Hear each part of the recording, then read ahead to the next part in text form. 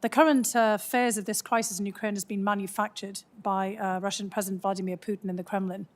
And I think for all of us, it's quite difficult to identify a specific trigger for the decision to build up forces to such an extent on the borders close to Ukraine, or to suddenly escalate events in December of last year.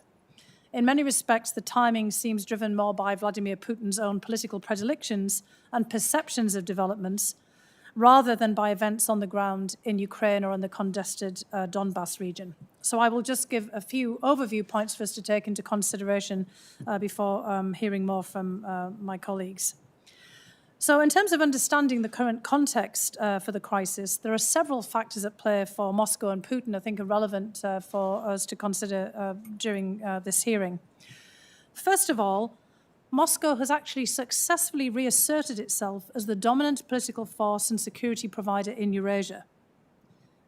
In contrast with Ukraine currently, the other former Soviet states have now either been pressured into closer political and security relations with Moscow or into a more neutral, marginal international status.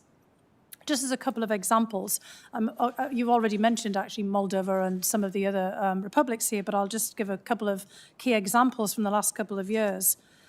In Georgia, for example, 14 years after Russia's August 2008 invasion, the current government is, I would say, more on the back foot than it has been before, treading very carefully with Russia, more so than its predecessors.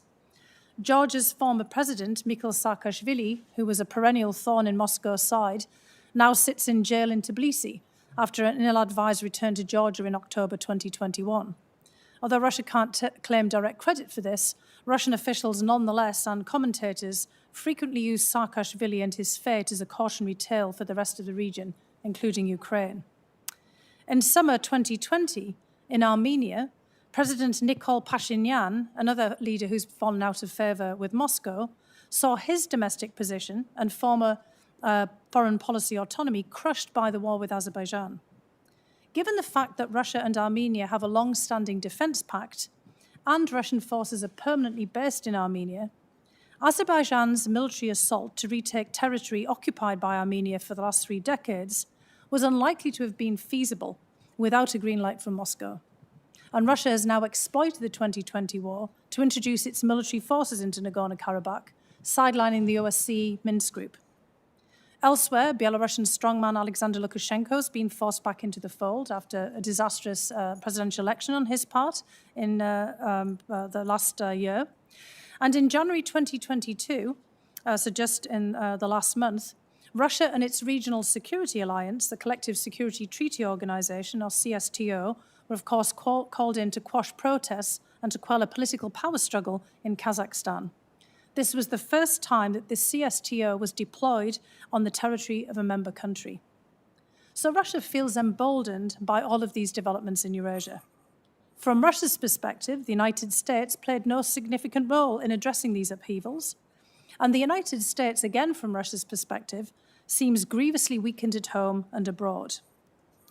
For Vladimir Putin, again this is his view, America's political disarray mirrors Russia's predicament immediately after the dissolution of the USSR and offers a rare opportunity. If the United States really is in a state of collapse at home and in retreat abroad, as Putin and the Kremlin assesses, then in Putin's view again, perhaps Russia can overturn the last 30 years of American dominance in European security and also constrain Ukraine's independence. If we look at Europe, not just at Eurasia, Moscow now sees ample opportunity to take advantage of developments there. The reverberations from Brexit, Poland and Hungary's disputes with the EU. Of course, we've just seen Viktor Orban in Moscow meeting with Vladimir Putin directly. The legacy of 4 years of rifts between the United States and its European allies, the departure of long-serving German Chancellor Angela Merkel from the political scene, preparations for presidential elections in France, and Washington's precipitous withdrawal from Afghanistan have exacerbated frictions and fractures in NATO and the EU that Russia thinks it can exploit. And again, from Russia's perspective, there's an opportunity because European military spending and operational readiness have declined over the last decades relative to the United States and Russia. And despite an uptick in spending and deployment since Russia annexed Crimea in 2014, 2 of our most significant European military partners, the UK and France, are increasingly at loggerheads, while our other major partner, Turkey, is preoccupied with Syria and the Middle East. Again, from Russia's perspective, Europe's punitive financial tools, along with the political will to deploy them, have been weakened.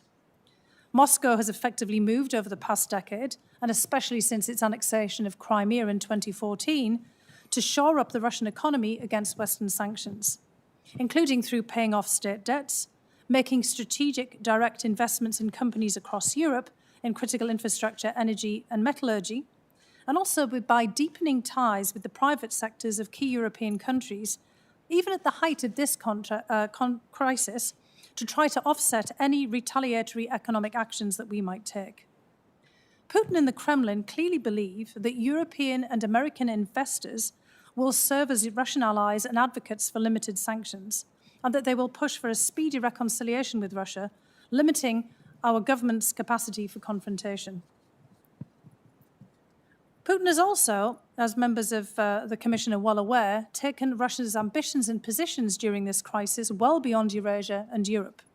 Russia is consolidating relationships with US adversaries with the blatantly signalled goal of challenging America's global posture. We've seen this with recent visits to Iran by Putin, and of course we're soon going to be seeing Vladimir Putin sitting alongside President Xi at the opening of the Beijing Olympics. And there have been many other instances where Putin has clearly moved out into other theatres to signal that Russia means business there as well.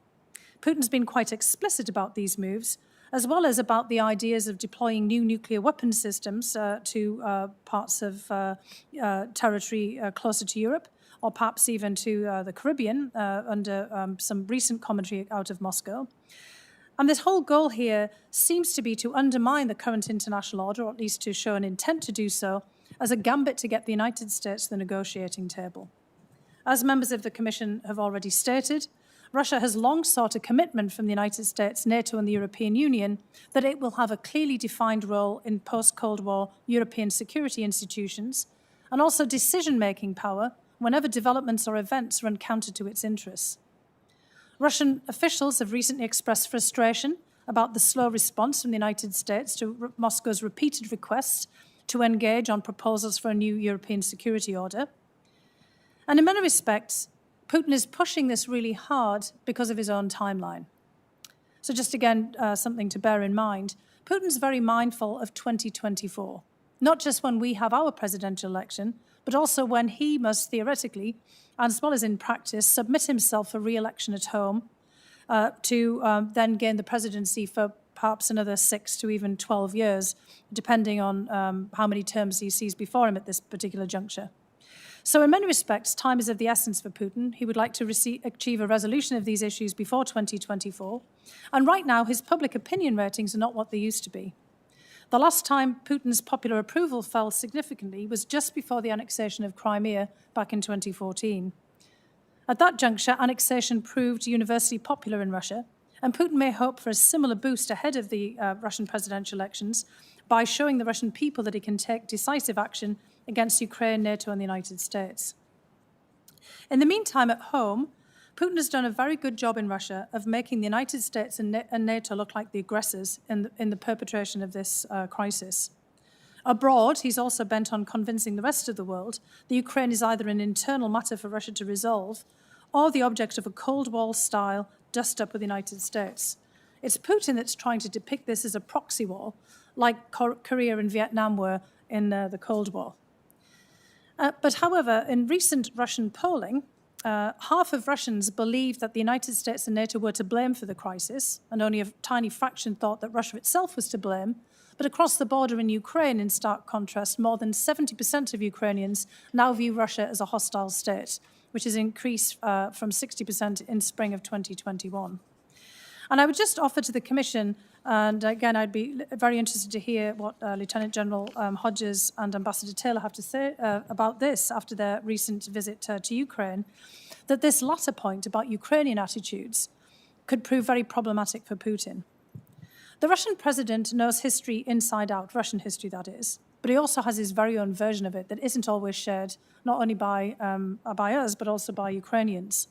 The Kremlin and Putin have long deployed Russian values and Russian history as weapons in their conduct of information warfare, especially when it comes to Ukraine. And Putin has, of course, asserted that Russia and Ukraine are historically, culturally, linguistically, and inextricably tied together. He posits that they have only been separated by an accident of history, the collapse of the Soviet Union. And in this narrative context for Putin, this is why we're in this crisis. The mere prospect of any kind of formal relationship between Ukraine and NATO, or between Ukraine and the EU, or Ukraine and the United States, is considered a direct threat to Russia, and also to Putin personally, because every aspect of the Ukraine conflict has been made personal for him. He's talked repeatedly about his own connections to Ukraine and to Crimea, and every move has so far been on his timetable, and every Russian official and commentator has stressed that the ultimate decision-making in Ukraine is up to Vladimir Putin, as well as the small group of people in his inner circle who share his own views. But in acting against Ukraine, Putin and Russia look set to create an eternal enemy out of this neighbouring country, as well as destabilising European and global affairs for years to come, especially if Ukrainian views that Russia is engaged in hostile acts are really as high as they seem to be in the polls. And this is where something interesting should be borne in mind and reflects what Congressman Wilson said in his references to World War II about some of the impacts of hostile acts. Even Putin himself has reflected upon the fact at the beginning of his presidency that acts of aggression against another country, no matter what the motivation and whatever the intent, have lasting consequences. When he was asked by a journalist at the very beginning of his presidency in 2000 whether the Soviet interventions in Hungary in 1956, in Czechoslovakia in 1968, or in Germany in 1953 were big mistakes, he said, yes, they were. They were all big mistakes, in my opinion. And the Russophobia that we have today in Eastern Europe, that's the result of those mistakes. That was Vladimir Putin in the year 2000. Well, in 2022, well, 22 years exactly to when he made these comments, the Russophobia, or negative attitudes towards Russia today in Ukraine and elsewhere, are the direct result of Russian military interventions, cyber attacks and intrusions, and political influence operations that we've seen since 2000. So in closing, in countering Putin on this occasion, we have to continue to keep demonstrating to Putin that today's actions in and around Ukraine are a significant mistake, just as they were in the 1950s and 1960s. We should continue to make clear to Moscow that we are open to negotiation, as Chairman Cardin has said and other members have, but not under the current coercive circumstances. We need to reframe this crisis for what it is, as the administration has just done in the United Nations. This is not a proxy conflict. This is not aggression by the United States or NATO. This is not a righteous effort to counter some great historic wrong, as President Putin says. This is an act of post-colonial revisionism on the part of Russia. Ukraine's been an independent country for more than 30 years. Many other countries, as you have said, Chairman Cardin and other members have said, find themselves in similar predicaments today, also threatened by territorial assaults from their neighbours or having their sovereignty threatened.